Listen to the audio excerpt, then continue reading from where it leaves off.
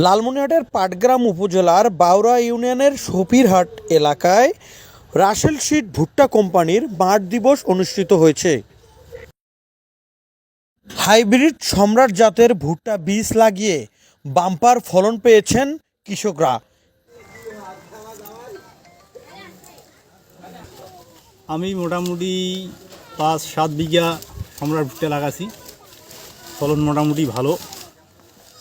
আর এর আগেও লাগাছি, 4-5 বছর থেকে লাগাই দিছি, মোটামুটি ভালো ফলন। আর ভুট্টার রেট তো বর্তমান 1100, আরও 200-100 টাকা যদি মনে বেশি হইতো তাহলে মোটামুটি ভালো হইতো, লাভজনক হইতো আর কি। রাসেল সিড কোম্পানির প্রাইভেট লিমিটেডে আজকে যে সমাবেশ, কৃষক সমাবেশ, মাঠ দিবস, সেখানে এসেছেন। আমি আমার কোম্পানির পক্ষ থেকে ধন্যবাদ জানাই। তার সাথে এই অঞ্চল, এই পাটগ্রাম উপজেলা সম্পূর্ণ আমরা ভুট্টার উপর নির্ভরশীল। এই ভুট্টার উপর নির্ভরশীল, তার সঙ্গে আমাদের রাসেল সিড কোম্পানি সম্পূর্ণ একটা ব্যাপকভাবে অর্থনৈতিকভাবে স্বাবলম্বীর দাবিদার। এজন্যই বলবো, আমরা যে বীজগুলো দিয়েছি রাসেল সিড কোম্পানি, ভারতের হাইব্রিড কোম্পানি কাবরি সিড থেকে নিয়ে এসে এই অঞ্চলে রাসেল সিডের মাধ্যমে বিভিন্ন পরিবেশকের মাধ্যমে আমরা দিয়েছি। সম্পূর্ণ উপজেলায় যেসব কৃষক লাগিয়েছেন সবাই অনেক খুশি, এবং তার সঙ্গে আমরাও খুশি, কারণ কৃষক খুশি থাকলে আর সবাই ভালো থাকে। এরা বাংলাদেশ কৃষির উপরে নির্ভরশীল।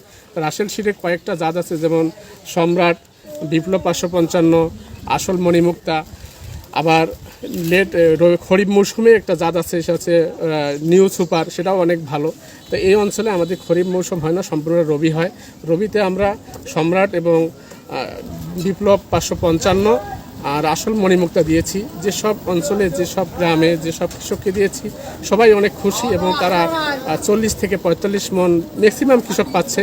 কিছু কিছু জায়গায় 38 মন 35 মন পাচ্ছে। এটা কৃষক ভেদে বা জমি ভেদে একটু পাবে, এটা আমি আল্লাহ তাআলার কাছে আশা করি।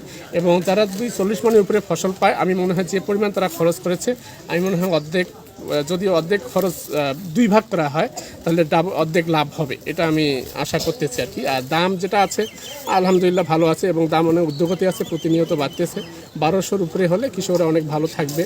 আর সামনের বছরে আমি কৃষকদেরকে আশা দিয়ে যাচ্ছি যে সামনের বছর কাবরি সিড থেকে রাসেল সিড যে ভারত থেকে ইম্পোর্ট করে একটা নতুন জাত নিয়ে আসবে, সে জাতটা অনেক সুন্দর হবে, গাছটা মাঝারি হবে এবং স্বাভাবিক ঝড় বাতাস সহনশীল হবে। কৃষকটা যে ওই জাতটা লাগায়, যেহেতু এই অঞ্চলে এবার ঝড়ে ব্যাপকভাবে আমাদের অনেক ক্ষতি হয়েছে ভুট্টার বিভিন্ন জাত, বিভিন্ন অঞ্চলে, বিভিন্ন গ্রামে। তো সেই দিক থেকে চিন্তা করে একটা জাত যদি ঝড় সহনশীল নিয়ে আসে, সেটা হচ্ছে কৃষকদের স্বাবলম্বীর একটা বড় দাবিদার হবে।